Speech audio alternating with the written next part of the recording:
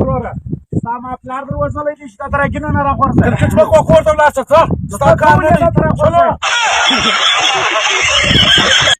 هغه جانه ما اورېدل دي وایي ته ډېر سمجداره یې وروره پوه شوې په دا باره کې زه یو پوښتنه څه کوم خدای راسه وکړه زه دا چیش دي دا راوښیه یاره خدای دې مغاړې نه بندوي دا خوږې کلمې دي ارشده د پهلوان په سیټي ډېر بد وړي ما ورته وایو ما ورته ووایه بل نه ورته بله او مولیانو دا سیټي چا وویل چا ته مولیان وویل چې چا سیټي ویل هغه ته مې وویل چې په تا څه ته کېږي هغه وکړه ای وروره مه ګاډه کوم د دې خوا وولې دا 4 شپېته غاښونه به دې هلته پراته وي او پهلوانو 2 غاښونه راځي وروره ما ته معلومه وه چې ته په ما بیا انکایږې 2 ستا ده وراچوئ ودرېد هم چال نږدې کړي ویډیو مه جوړوه یاره جوړه که موږ عطرونه هم لګولي دي ای وروره ته خو لږ در وڅکېږه یار څه درابۍ دي چې شاده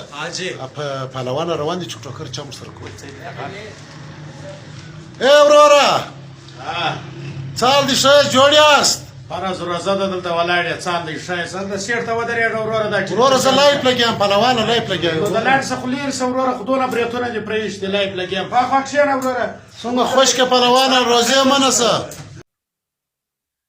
پهلوانه دا شلوم خلک در خوله رابایستې در پزه رابایست ای وروره دا لارې د چلم دپاره دي نورې لارې چې دي هغه په پیشلمي خلاصوم هسپتالې ورلګولي دي پهلوانه پر تا یو سوال کوم په ټاپټ به جواب راکړې یس سر د ملک وزیر اعظم څوک دی پټاپټ یې راوښیه پټاپټ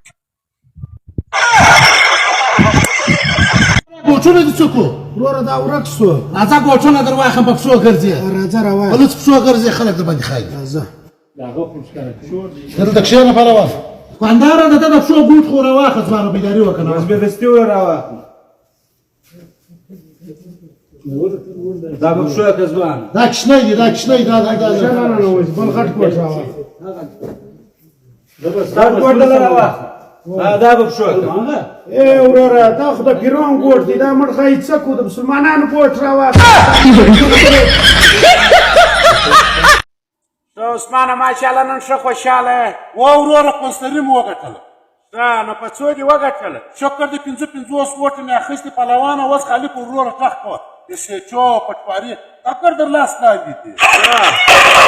وګوره دا څه کېږي